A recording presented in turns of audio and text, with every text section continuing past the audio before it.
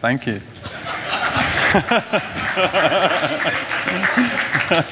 You guys missed it. Literally just a second ago, he poured a whole cup of water down by all the electrics down here.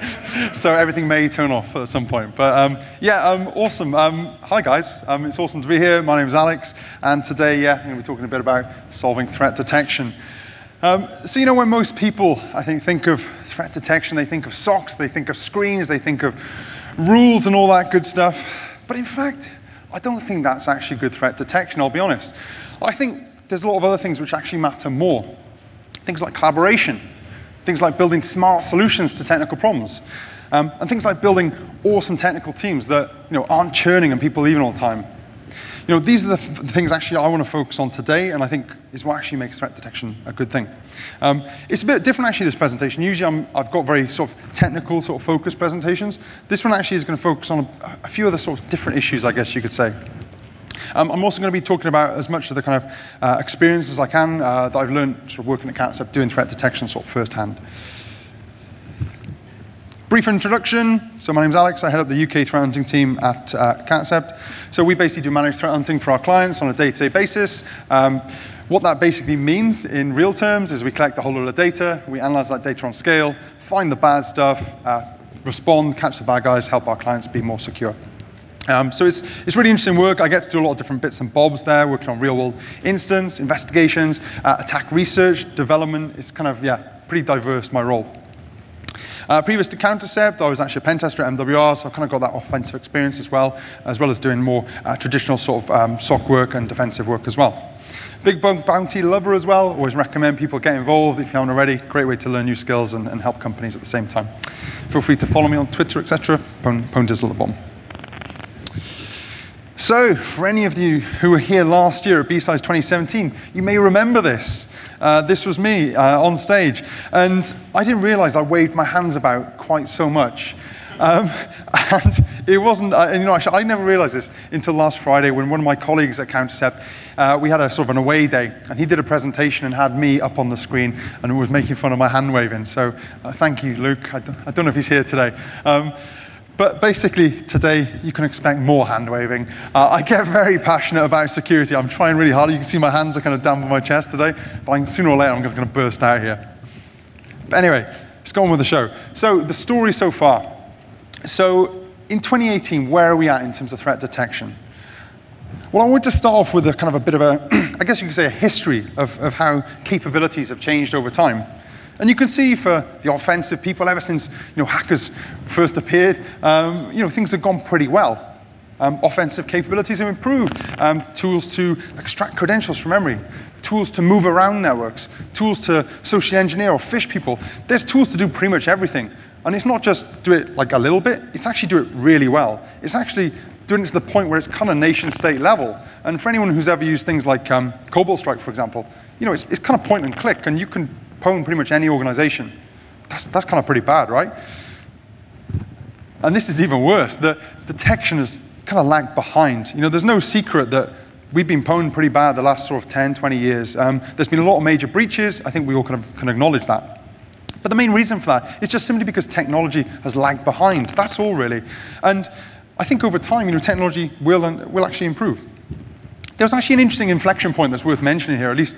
By the way, this is a completely made-up graph, is the other thing. This is based on no facts at all. So this 2008 point that I think is quite important was like when MSO 8067 was about, but also is about when nation-states really sort of came into the frame. So Russia, China, the US, their offensive capabilities significantly improved throughout the noughties, and attacks started to go kind of mainstream around that point.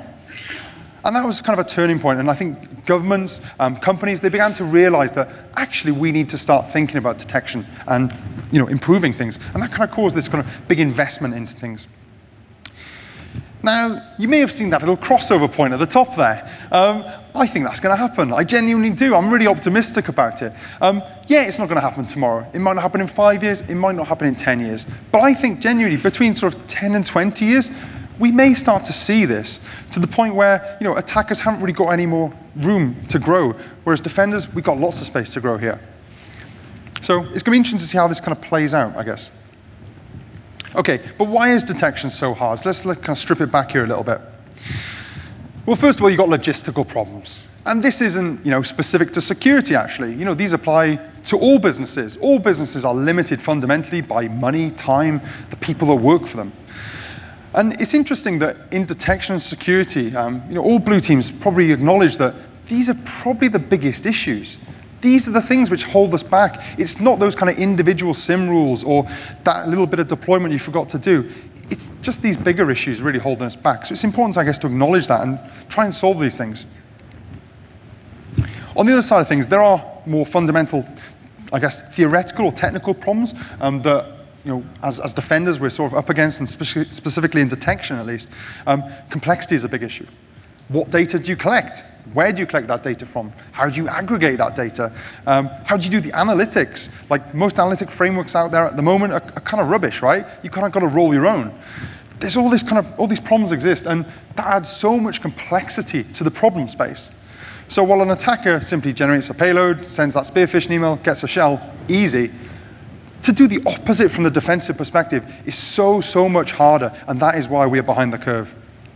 There's lots of other issues here, though. Knowledge sharing, we're not particularly good at that, I'd argue. I think there's a lot of room for improvement, and I'll talk about that later. In terms of standards, we're a new industry, so we've not got concrete standards yet. People tend to come up with their own formats for IOCs or, data sets. They just come up with names and fields and stuff. There's no standard, so we can all communicate and all talk the same language. And also lack of testing. People build stuff and they forget to test it. Again, I'll talk about that a bit later. But finally, keeping pace with technology is a big one as well. Like, fundamentally, we're in a fast-moving field. And if you're a large, slow-moving kind of organization, you're going to struggle to keep up. Again, it's a fundamental thing we kind of need to be aware of. So everything's kind of on fire, is what I'm basically saying here. It's not looking pretty, and I'm not going to try and sugarcoat this, guys. In 2018, we haven't got all the answers. We haven't solved threat detection, right? And there's a lot of outstanding problems. But you know what? I think we can solve these problems, and I think already we're beginning to see some really awesome solutions come along to show that this can actually happen. We can actually stop attackers when we kind of do things in the right way. So let's start with the business problems. Now, I want to talk, first of all, about small businesses. Small businesses often get sort of forgotten about, in all honesty. These are the companies that, they don't have dedicated security people. They may not have dedicated IT people. Like, how can you actually do threat detection if you don't even have an IT person in your office? Like, it's kind of bonkers to think that would ever work, right? And this is why I always get a bit frustrated sometimes when people in the security industry get so kind of critical of businesses. All businesses don't have enough resources, especially small businesses, and they kind of get forgotten about. But at the same time, there are some solutions here, right? I don't want to be all doom and gloom. In particular, like on the tooling side of things, OS Query, GRR, Sysmon, all these are awesome free endpoint agents that you can use to collect data and use that for your monitoring. Also Elastic as well, free database solution. You can look at things like Apache Spark, Kafka, all these things for processing your data that I'll talk a little bit more about later. The one missing piece there, as I said before, is analytics. There is not really a good open source solution right now to do this, and people often roll their own. It means a lot of wasted time as an industry. The other big one is people. So we all know there's a shortage right now in security. In all honesty, at Countercept, we struggle to hire people. That's just the honest truth right now. In London, there's just not enough good security people to go around. And I had a lot of conversations today with people from different companies, and they said the exact same thing. So we're not alone here. But the answer, for me at least, is to acknowledge that we don't have lots of people who have lots of experience. Let's instead focus on the next generation. Let's focus on our intern programs, our graduate programs. Let's get that next generation coming along. And again, MWR, we have an internship program to specifically kind of focus on this stuff. Lastly, time. So we never have enough time. We all wish we had more time at the end of the day. But in particular for large organizations, for this one, people can often get bogged down in kind of bureaucracy, in meetings, in emails, in calls, in just working on the wrong projects. And that just saps people's time. Be smart about this stuff. Like, look at your calendar and be brutal. Like, shorten your meetings down. Cancel stuff that doesn't matter. Focus on the things which matter here. Okay, so next I want to talk a little about collaboration. So I thought, what better analogy to show you guys today for collaboration than Rocky 3. So I hope you've all seen Rocky 3. In a nutshell, it's about that guy on the left, Rocky, who wants to become a really good boxer, and this guy on the right, Apollo, who kind of used to be a good boxer, but then he kind of gets beaten, and then he's anyway, but yeah, he kind of basically helps Rocky become a better boxer. And it's a great story because these guys are from different backgrounds, different fighting styles, different ways of training, but they come together, they collaborate, and awesome things happen, and he wins, and it's all great at the end of Rocky 3. Why, how does this apply to detection, you might be wondering? Well, too often I think SOCs and detection teams especially work in isolation. And the funny thing about this is that we all use the same infrastructure. Let's be honest, right? You guys use Windows, right? You guys use Linux. We kind of all use those infrastructures, right? Are we all facing the same threats? Well, yeah, we kind of are. All of us are against commodity malware. All of us are against nation states. Okay, so hang on a minute. We've got the same infrastructure. We've got the same threats. So we've kind of got the same solutions as well. So why are we all doing our own thing and not talking and just working on one solution? Like, it's really kind of baffling for me, and it's one of my biggest kind of bugbears and things that I'll rant about again and again, because I feel so passionate about this. The funny thing is when people do come together, amazing things happen. And I've had so many good conversations, even just today, just speaking to people. And it's because we're here all in the same room, working together effectively. The same goes for actually purple teaming. Purple teaming is one of those things that's really on vogue. But the reason it's so awesome is because it facilitates collaboration. It brings people together from opposite sides, just like kind of Rocky and Apollo here. You've got your pen testers, you've got your blue team, and they come together, and they achieve awesome things together. But I wanted to give some more kind of concrete solutions here. I didn't want to just talk about it in theory. So in terms of collaboration, GitHub, awesome starting point here. Some good projects for detection here. Sigma, this is a rule set that's basically like a YAML-based rule set. We actually use this in Countercept, and there's actually a public set of rules up here. Again, Florian released this completely free. Go and use it. Don't invent your own rule set. Just use these and collaborate. Submit your code back as well. Cyber War Dog. He's a bit of a legend in the kind of defensive and threat hunting community. Like this guy, he's done so much good stuff. His threat hunter playbook basically maps all the MITRE attack framework stuff to actual detection stuff in Sysmon. Really cool resource. Helk as well. It's early days for that project, but it's looking at building a whole pipeline. Something I'll come on to it a bit later. And lastly, Swift on Security Sysmon config. Don't try and write your own Sysmon config. There's an awesome one here. Just use that. Face-to-face stuff. So at Countercept, we run a regular meetup. We do this, I think, once every sort of month, every 2 months, just trying to get people together in the London area, right? Free beer, free pizza. Like, come along. I would love to see more people there. Or run your own meetups. Obviously, we're all here today at B-Sides, which is awesome to see, but come to more conferences. In terms of forums and notifications, the UK government runs the CISP portal. It's such a great portal because it brings together disparate companies. And it's like a forum that both the NCSC release loads of really interesting and useful kind of threat reports on, but you can also share your own experiences. Like if you get a suspicious email or you see something weird and you need help, just post on there. There's loads of people looking to help each other. The same for kind of the Facebook Threat Exchange, Calm Black User Exchange. All of these places bring people together, as well as that Hidden Cobra alert that actually came from the Department of Homeland Security, which is doing an awesome job of actually publishing more content these days. And the last one was Twitter. Like, probably about 50% of everything I know, I learned on Twitter. Like, genuinely, it is the most awesome resource, Twitter, for security knowledge. Here's just a great example. This one from Thierry. I've never met Thierry, but he's an awesome guy because he released this just awesome bit of information here. He didn't have to do this. He didn't have to tell us that you can use com-GUIDs when you're calling parameters, when you're running WScript or CScript. But he did. He did that, and he did that for free, right? Why aren't more of us doing this? Collaborating, use this information. I also want to give a big shout out here to Red Canary. And I know this is kind of a really controversial slide because I work for Countercept. We are literally a direct competitor to these guys. But you know what? I don't care about that business side of things. These guys have done awesome work, and I really wanted to give a shout out to them. Because there's a lot of companies like kind of FireEye, like Cisco, Talos, and people like that who do sort of threat reports, and you'll see, okay, the latest APTO ever coming out. And that stuff's cool and it's useful. But at the same time, they never tell you how to do detection. And that's the problem I'm struggling with. That's the problem where loads of people are struggling with, right? And that's the problem we're trying to solve. And you can see here, well, that's what they're sharing. They're showing you, okay, well, you can look for net connections coming from CSC, which is the .NET compiler. There's a rule you could try and use. At the top, you've got some Mimikatz stuff where they're actually just looking for Mimikatz arguments on the command line. well, you could just use that in your own organization. And likewise, they've got all their use cases on the left there. Cool. Like these guys have just shared this for free. I just love that, and I couldn't help but sort of give them a shout out today. It was also quite interesting to see how a lot of what they're doing mirrors what we're doing at Countercept. Because again, it just shows that reinventing the wheel thing. It's kind of bizarre that we're all doing the same stuff, but behind closed doors, I guess. Obviously, give them a beer. I couldn't help add something in. Okay, so getting a bit more operational. So this is kind of moving more into sort of the technical space, I guess you say. So before deploying any kind of monitoring, it's important to focus on, I guess, what attackers are doing in real life. Now, this slide is actually from my presentation last year.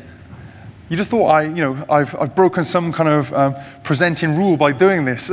But in fact, I tried to kind of improve on this, but in fact, nothing had really changed. In the space of one whole year, all of these same things were just as relevant. You still want to look for pretty much everything on this slide if you're doing threat detection. The two or three little bits that have changed, there's more ways to execute code on Windows these days, with the sort of slow integration of Linux into Windows that some of you might have seen. A bit less PowerShell, a bit more C#, that's true. Office 365 as well. Attacks are on the rise. It's something we've seen at Countercept affect quite a few of our clients. So yeah, you do need to incorporate that extra stuff. But the point here, in general, not a lot has changed. And especially actually for, there's a subtle difference as well here between like what pen testers do, which is all this kind of niche, weird like stuff that you don't usually see, and then what real-world attackers are doing.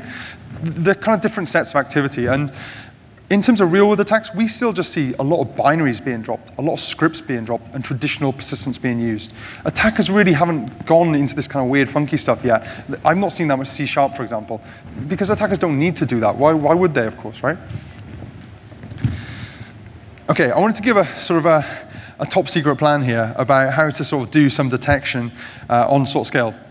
And the whole concept here is based around sort of a pipeline. And when I say pipeline, I'm basically talking not about a literal pipeline, but about moving data from kind of A to B, doing some kind of processing on it, and having some kind of useful output.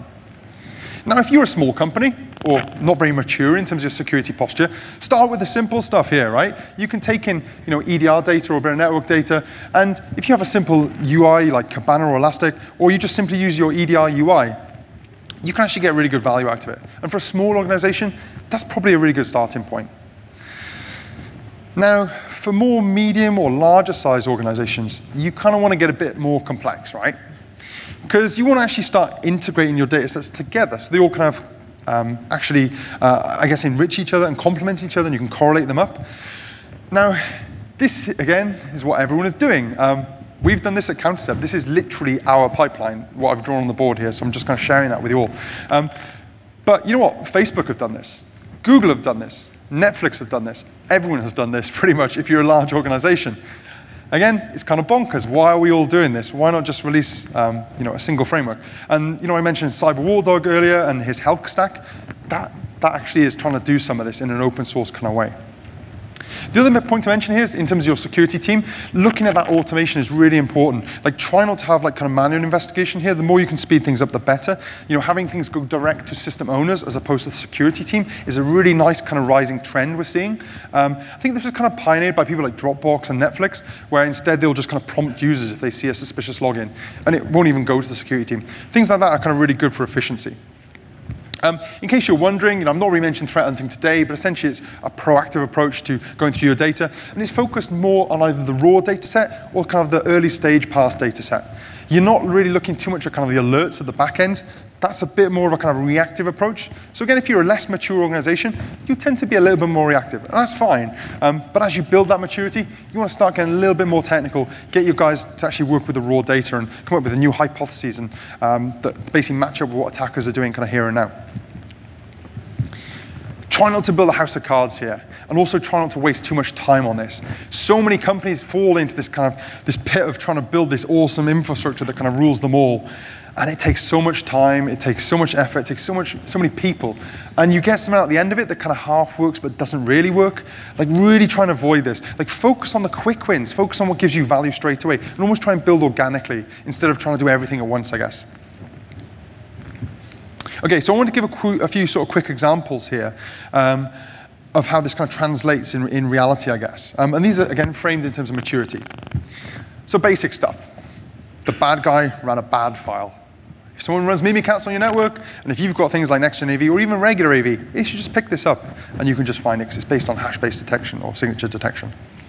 That's the basic stuff, right? Intermediate. This kind of verges more into the kind of the Red Canary detector stuff, or what we call rules at Countercept, where we're looking for specific patterns of activity occurring. Some of you guys might recognize this. This is just a typical macro execution rule, so you're seeing PowerShell coming out of Word.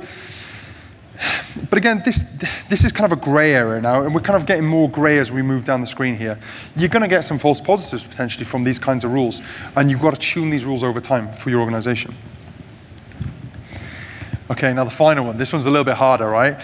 So we got a bad guy. He uses a legitimate account to deploy a legitimate named embedded encrypted payload executing from a service that loads into memory and uses a virtual file system to load remote modules dynamically. Yeah, it's a bit of a tricky one, this one, I'll be honest. And you may think I'm just kind of fucking with you guys, but I'm not. This is actually real world. So we had a Turler compromise earlier this year that involved Russia, essentially. And their payloads, are well documented. There's actually a post down here from Carbon Black. This is nothing secret going on here. It's been documented already.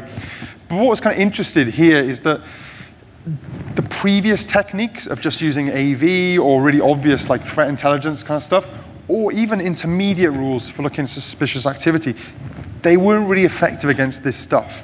This stuff was more kind of, well, you'd find this stuff, I guess, with more like threat hunting kind of techniques. You'd be looking for like that suspicious service. You'd be looking for maybe suspicious use of an account moving around the network. Even though it's a legitimate account, does it usually log into these boxes? All of this stuff relies on more anomaly detection type stuff. And this is really what's kind of still coming along in our industry, in all honesty. It's not been solved. Like, people hype up ML a lot, but it's really just at the start of its journey, I think. The other last bit here as well, just in terms of memory injection stuff as well. Really useful technique, something we deploy a lot in Countercept, and actually helped us detect some of this activity. So you've built this huge pipeline. You've got your data coming in, you've got some alerts, you're thinking everything's great, and you can just kind of put your feet up, right? That's the kind of mentality, unfortunately, of a lot of security teams and SOCs, that they kind of think, well, there's no alerts, everything is fine. Couldn't be, more far from the truth, right? We all, right now, this is a really big issue in security, and specifically in detection. And the main reason for that is because detection fails silently. When detection isn't working correctly, you don't know about it unless you properly test stuff. And luckily, though, in the last year, we've had a whole multitude of different frameworks come out. Red Canary, again, Uber, Endgame, Nextron, which Florian is involved with. All of these awesome frameworks that effectively do the same thing. It's worth mentioning MWR. We also built our own framework, right? We don't want to miss out on the party. So we've got our own. I'm sure NCC and other people have as well. It's a funny one, again, people reinventing the wheel, both here on the kind of the offensive side as well as the defensive side, which is kind of annoying to see. But again, to come back to the kind of point, it's all about testing your systems. If you build something, don't just assume it works. Like, properly test it. Run the use cases. Like, if you think you can detect PowerShell, run some PowerShell. It's not that hard. And actually test every single use case that you have to make sure it's properly triggering that. Again, it's all about the purple team in, right? Show some love. I also had to mention metrics today because it was something that really was a bugbear for me too as well. And ones to avoid. Events per second, alerts, attacks on internet-facing infrastructure, just generic alerts created by generic products. Honestly, man, like these kinds of things, like these have given detection such a bad name and they create such a bad impression. We really want to kind of stop using these as much as possible because they actually are harmful in many respects because detection teams end up almost getting kind of tied to them, if that makes sense. So if you know that, okay, I'm getting measured and getting my bonus depending on my alerts per day or my tickets per day, well, I'm going to increase the number of tickets I'm making. Like, that's a really bad thing to kind of encourage people to do. There are other ways to doing detection metrics, though. I think Dave, you mentioned this one maybe earlier as well, was MITRE coverage times by EDR coverage. This is probably the #1 prime metric you should be tracking right now. So MITRE, for anyone who doesn't know, essentially is a big matrix of attack vectors, essentially, or types of activity that attackers can perform. You want to multiply that by your coverage, because, again, you may be able to detect all the MITRE framework, but if you've only got coverage on 50% of your endpoints, you're going to miss out a significant proportion of your state, and you're going to be vulnerable. Use this metric, it's really good. Investigations times, time spent, and impact. So what matters with investigations and ticketing is not quantity, but quality. It's way more important that you stop that one high-impact breach that was from that, that insider or the contractor, as opposed to, oh, I stopped 1,000, IPS rules that got triggered or whatever. Like, focus on the quality stuff that actually really matters here.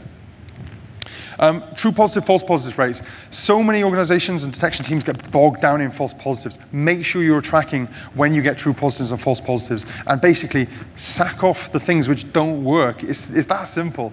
So many teams I sort of speak to and see, they almost get kind of lumbered with things that don't work. And instead of doing something about it, they just kind of continue, like doing the stuff that doesn't work. And it's just kind of baffling, because at Countercept, at least, we're kind of pretty ruthless. If something doesn't work, we just change it. It's as simple as that, right? And the last one here is about skill levels. This is more about your team over time, right? You want to build your team. You want to build an epic team. And you want them to stay. You don't want people to leave. You don't want churn, because that's a real big issue right now in SOCs. But actually, I'm going to talk about this kind of in more detail, I guess, on the next slide. Okay, making detection sexy. So this is the final section today, guys. Imagine if you came to work tomorrow and this was your job. Your job is to look at this screen and click on these and investigate them one by one. You create a ticket for each one. Man, I couldn't do that. I'd hate to do that if that was my job. I've got to be honest. And I think this was ArcSight, and I'm not sure, I don't know what Red Sox is, but I think it's some kind of IPS, IDS type thing. And you can see, I've not used this product before, but just looking at the alerts, I know these are extremely false positive prone. Long duration connections aren't a good indicator. In most organizations, you have long duration connections from loads of applications and servers and systems and stuff. In terms of threat intelligence, it's, again, very false positive prone, just based on IP. This is a really painful set. And the thing about this is that we've, in some sense, created kind of virtual sweatshops where our SOC analysts are forced to kind of work their way through these really painful things day in, day out. And for me, we have to solve the detection problem, but there's got to be a better way than this. I'm sure there is, right? Let's just have a look at this in more detail. So in terms of traditional SOCs, you've kind of got a lot of alert clicking. That's the main thing, right? You're very alert focused. People don't often talk about raw data. Well, raw data is where all the cool stuff happens. Why can't we look at raw data? Why are we looking at alerts all the time? It's the first thing. Second thing, the wrong data, wrong use cases. Like I said before, don't focus on the low value stuff. Don't feel like you have to go and dig through your firewall logs continuously. They're a low value source. Don't use them. The other thing is not enough information, right? Again, talking about firewall logs, you don't get enough information for them, so don't use them. Focus on other sources. Because at the end of the day, I think a lot of SOCs do become glorified help desks, and that's not a good position to be in, right? Because at the end of the day, right, you're not going to want to go to work, right? You're going to hate your job, let's be honest, right? And what we see in SOCs is churn because of this. But again, this is about solving these problems, guys, all right? I'm going to focus on the solutions here. So at Countercept, we're focused on the high fidelity stuff. Again, something Red Canary is really kind of pushing as well, is to actually verify how true or false positives your signatures are, how effective they are over time. Focus on them things. Heavy use of automation and ML. If you do something more than 2 or 3 or 4 times in a day, why haven't you automated it? Basically, a lot of the work that could be automated in SOCs is just done manually. And that's why I kind of gave that sweatshop reference, because it can actually genuinely be automated. And the same for ML. Again, it is infancy, but already in security, it can really help with anomaly detection and processing things in an automated way. Daily collaboration. So don't lock your SOC away. Allow them to interact with the rest of the business. You might have a red team, you might have a dev team, you might have an IT team. Let your SOC actually interact with them, share information, understand how your business works, or even just come to conferences like this to collaborate. Or even look at secondments. This is something we're trialing at Countercept at the moment. And I know a lot of big organizations also do this. Having people come out of your SOC and actually move into a separate team for a period of time, maybe a few weeks or a month or so. They get exposure and they get a bit of sort of change in their day-to-day work, I guess. And lastly, R&D. This is something we're actually really big on at MWR. All of our guys have 25% minimum research time by default. At Countercept, this actually goes up to 50 or 75%. And again, this really breaks up the role. And this isn't a kind of, don't think of this almost as pandering to people's kind of wants and stuff. It's actually a massive value add to our business, because it means our team are actually streets ahead of all the other detection teams and also the attackers, because we're doing new stuff, we're reinventing stuff all the time because of this research. So for us, it's actually really important as a business that we make sure this is actually happening. You do all this stuff, and you're going to have a team of absolute rock stars, right, at the end of it, which is where we should all be trying to head to. Like, make this happen in your socks. All right. So just to summarize, guys, because I'm getting shown off stage. Here's a summary of everything I've kind of talked about today. I guess to kind of wrap up, collaboration, make it happen. Come to conferences, come and interact with people. Detection, focus on the endpoint. It'll actually give you the biggest value, so make that your priority. In terms of people, treat your team well, feed them, water them, and build roles that actually are enjoyable to do day to day. But yeah, I think that's it. Cheers, guys.